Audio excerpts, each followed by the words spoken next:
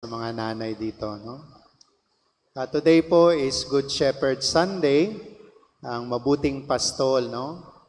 Gamitin ko na lang po yung image of a mother or a father, no? Yung mga magulang natin to demonstrate yung pagiging mabuting pastol ng Diyos. I was walking early po kanina and papunta, no? Just to pray. And one image po na nakita ko talaga is that of a mother looking after her child, no? And yung word na pumasok po sa akin is C-A-R-E-S, cares, no? The one who cares. Isang taong marunong mag-aruga, marunong mag-alaga. I think importante po sa buhay natin ngayon, no, in whatever station of life, no, whatever stage of life tayo, whether you're a child, you're a single or a married couple, you're a parent, or even your grandparents, no, is that of the word compassion, no, malasakit. So the word compassion is is with, passion is suffering, no, to suffer with, yung magkaroon ng malasakit. Na yung anak mo o yung asawa mo, yung parents mo ay mayroong malasakit. Kasi dito nakikita yung puso. The word passion kasi it hurts. And madalas yung puso natin yung nakakaramdam, no? Naalala ko po ang nanay ko, yung kanyang mother's instinct. Alam niya kaagad kung may masakit sa akin o may problema ako even without telling her, no? We need to grow on that, no? We need to grow on compassion, malasakit sa kapwa, and yung mga anak nyo po na mamana yan, no? Lalo na yung mga hanggang 12 years old, hanggang 15 years old. Yung malasakit, it's communicated to your children, no? How you treat people will be imbibed by your children. No, kaya importante po, no, sa bahay, sa labas ng bahay, how you treat people, lalo na pagkasama niyo yung anak niyo, it's very important, no, that you learn to communicate with compassion. Kasi mamanahin niya ng anak niyo, no, how you treat people. And then, syempre, pagdating nila ng 16, 20, 30, they can have their own choices how they treat people. Pero ito pong early stages, no, we should learn to care by showing compassion. Yung meron kang malasakit. Kahit hindi mo ka mag-anak, meron kang malasakit. And ganun ang Panginoon, no, the Good Shepherd. And sabi niya, no, He laid down His life for His sheep. Niaalay niya ang kanyang buhay para sa kanyang mga tupa. Ito po ang image natin ng Good Shepherd, no, the cross of Jesus. He lays down His life for His sheep. Salamat po sa mga nanay dito, mga tatay, no, for laying down your life for your children. Minsan hindi na ibabalik, ano? Minsan hindi na appreciate, hindi na papasalamatan. Pero kung alam lang namin, inyong mga anak, no, kung alam lang natin yung hirap ng mga magulang natin to give us life, yung kanilang malasakit, no? So thank you. Pangalawa is attention, no?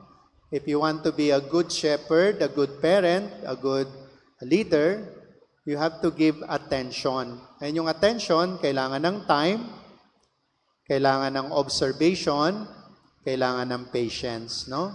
When you're growing someone, when you're nurturing someone, no, you need attention. Kasi hindi pwedeng generic yung pagtrato, no? Kung marami po kayong anak, alam nyo, magkakaiba yung mga anak nyo, no? Walang pareho talaga. Kahit kambal, hindi pareho ng ugali. No? They are unique, they're important, and they're beautiful, pero you need to give attention sa mga details. You need to give attention dun sa mga unspoken communication. No? Yung mga nakikita, hindi dahil sinabi. Attention also means you have to give patience, no? Hindi po kasi yan halaman. Kahit nga alaman, ano? Pag napabayaan, it withers and die. Lalo na yung mga inyong mga anak na pinapalaki, no? They crave for attention. Minsan, nakakagawa sila ng mali just to get your attention. No? Or, minsan yung pain nila, they cannot communicate well, and you have to learn to pay attention. Mahirap po ito kasi it's about the other person. No? Kaya po believe ako sa mga parents dito, no? Lalo na yung ang haba ng pasensya, no? To give attention to their children. Ganun din po ang Panginoon, the Good Shepherd, no? Every day is watching over you. Sabi dito sa Gospel, no one can take them away from me. Ipaglalaban ka ng Panginoon kasi He gives attention. Kung anong needs mo, kung anong pain mo, kung anong suffering mo, He will not solve it for you kasi He wants you to grow, but He is there paying attention to every details of your life. Ganun din naman ang parents, di ba? Eventually, sasaklolohan mo, tulungan mo, pero pagdating na ng mga 15, 16, 18, 20, hanggang 30, sana sila na yung nagsosolve ng problem nila, no? Baka naman 40 years old na, sinosolve nyo pa rin yung problem, then you have to go back. How much attention you give them growing up. Hindi po kasi instant yung mga anak ninyo, no? You have to give attention to them. Kung nag-work sa isa, pwedeng hindi mag-work sa bunso. Kung nag-work sa panganay, hindi pwede sa middle, no? You have to give attention. Letter R, konti na lang po, ano? Compassion, attention. Letter R is to respect. Napaka-importante po, no? When you love someone, is to give respect. Kahit po anak nyo sila, you have to treat them as an individual human person na merong dignity, merong freedom, at merong free will. May kalayaan at pwedeng pumili kung ano ang nararapat. Siyempre, growing up, no? You need compassion, you need attention, but eventually, they have to make their own decision. So you have to respect them, no? To the point that you're available when things go wrong. Part po kasi ng freedom is very risky, ano? Hindi ka sure kung anong decision nila sa buhay. Kaya po yung growing up years, importante yung attention, no? How you raise them up with compassion, how they treat people, can also a good training so that when they grow up, pagdating nila ng 16, 17, 18, 19, pakiramdam kasi nila, alam na nila lahat. Naranasan ko po yan, ano? Yan yung mga edad na alam ko na lahat, di na ako bata, no? Pero alam natin that they still need to grow. They need to learn. Si Lord ganun din, ano? How He treats us. Alam na ni Lord kung ano yung maganda at mabuti para sa atin, but He respects our freedom, yung kalayaan natin, and our free will, yung ating capacity to choose to love Him or not, to do good or to do evil, to choose light or to choose darkness. Alam ko naman po, no, yung parents ko, ganun din sa akin. And marami po akong naranasan na maling pagpili. No, to the point that I cause a lot of pain to many people. Pinagsisihan ko na po, no? Salamat sa Diyos. So brothers and sisters, no, that's how the Lord treat us. He treats us with respect. No?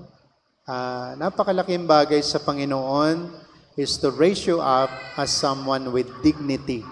Kaya po inialay niya yung kanyang buhay sa krus to communicate to you that you are precious, you are important, and you are free. Pinalaya ka niya. At sana po yung pagpili natin, ano, tayong mga anak, yung pagpili natin na ayon sa kabutihan at kagandahang loob ng ating mga magulang. Konting advice lang po, if I can, sa mga magulang dito. Please don't treat your children, no, please don't treat your children as a way to fulfill your dreams. Baka po kasi may mga pangarap kayo na hindi nyo natupad, tapos ipinapatong ninyo sa inyong mga anak. They have their own freedom and they can choose their own future. No? Kasi po eventually, they will live on their own. No? Eventually, you will not be around them. So the best way po is to train them how to live. No? To train them how to make choices. And then, yung pangarap mo na hindi natupad, please, huwag niyo ipasa sa kanila na sila yung tutupad ng pangarap nyo. It was your choices or it was your circumstances kaya hindi nangyari. But one thing po na napakaganda na ginagawa ng Panginoon sa atin, He gives us vision. No? Ipinapakita niya sa atin kung anong maganda at malayang buhay, pero it's up to us how we will live it. So maganda rin po sa mga anak ninyo, you teach them how to dream. No? A future full of hope. A future that they can flourish. Pero at the end of the day, yan po ang very risky sa mga parents, that your children will choose on their own. Kaya po, when you respect your children, bata pa lang, you give them compassion and attention, as they grow up, they will make better choices. Ang laking difference po talaga, when you respect your children to choose their own future, to choose their own life. Last na lang po, letter E.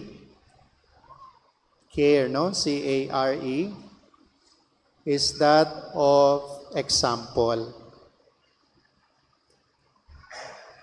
The best way to lead another person is to lead by example. No?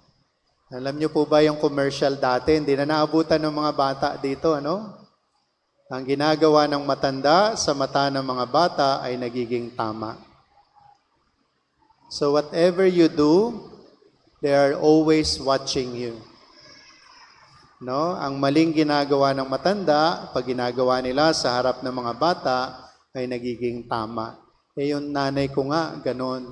Yung tatay ko nga, ganon. Siguro nga, tama. So how you live your life will have an influence to your children. Sa tingin po, ito pinakamahirap na vocation, yung pagiging parent. Hindi pwede, pinanganak mo na, binigyan mo ng pagkain, tapos na. It's actually a lifelong mission. The best mission you can give the Lord, fulfill to the Lord, is to live by example. Sa faith mo, sa family mo, at sa community. How you give back. Paano ka nagbibigay sa iba, nakikita rin niya ng mga anak mo. So, ganun din si Lord sa atin, He was an example of compassion. He gives attention to us. He respects us. And He did it, Yung kanyang example, He laid down His life for us, So mga parents dito, encouragement ko sa iyo, the more you have communion, pag nagsisimba ka, wag Sunday lang kung nanay o tatay ka. If you want to live by example, then receive communion as often as you can. Kasi kailangan mo ng tulong ni Lord. To live a life that is meaningful for your children, the more you want to have the presence of Christ. Siya kasi ang ating mabuting example, the Good Shepherd. So if you want to live your life as a good parent, na pagdating ng time na kinuha ka na ni Lord, yung mga anak mo talagang mahal na mahal ka. Yung mga anak mo, they're so grateful to God na ikaw yung kanilang naging magulang. And sana mga anak, paramdam nyo yan ngayon pa lang. Huwag na nating hintayin, advice po nung kaibigan ko sa akin, sabi niya, appreciate mo yung parents mo habang nandyan pa sila. Kasi kami wala na.